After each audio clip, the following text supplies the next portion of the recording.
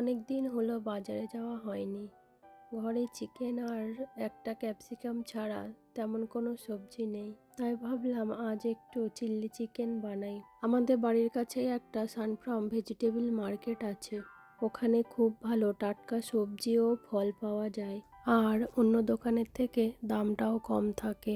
আর জানো তো, আমি যখন প্রথম প্রথম বাজারে যেতাম তখন আমি বেশিরভাগ টাকা আর ডলারের হিসাবটা করতাম, ঠিক মতো বুঝতে পারতাম না। আমি জানি না এটা কি শুধু আমার সাথে হয়েছে নাকি তোমাদের সাথেও হয়েছে। আর আমি শুনেছি এটা নাকি সবার ক্ষেত্রেই হয়।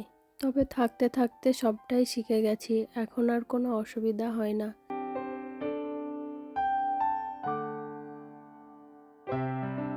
লাঞ্চ করে এখন আমরা আসলাম সবজি মার্কেটে। সানফ্রাম সবজি মার্কেটটা একদম ডেল্টা রাইসের সামনে। তোমরা যারা ডেল্টাতে থাকো তারা এই সানফ্রামে আসতে পারো। এই গ্রেপসগুলো হচ্ছে 99 সেন্টস পার এলবি।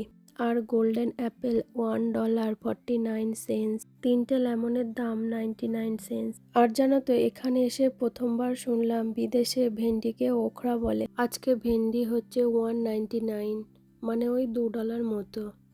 আরও একটা জিনিস এখানে এসে অবাক হলাম, এখানে পাকা কলা ওজন হিসাবে বিক্রি হয়। আর 99 সেন্টসে পেলাম 12টা পাতিলেবু।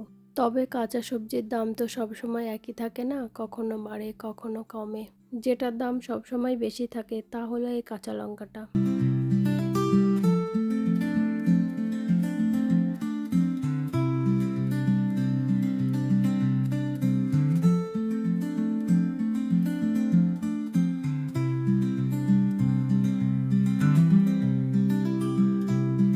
আজকের মতো আমার বাজার করা কমপ্লিট। আর আজকে আমার বাজারটা হয়েছে ওই $62 মতো।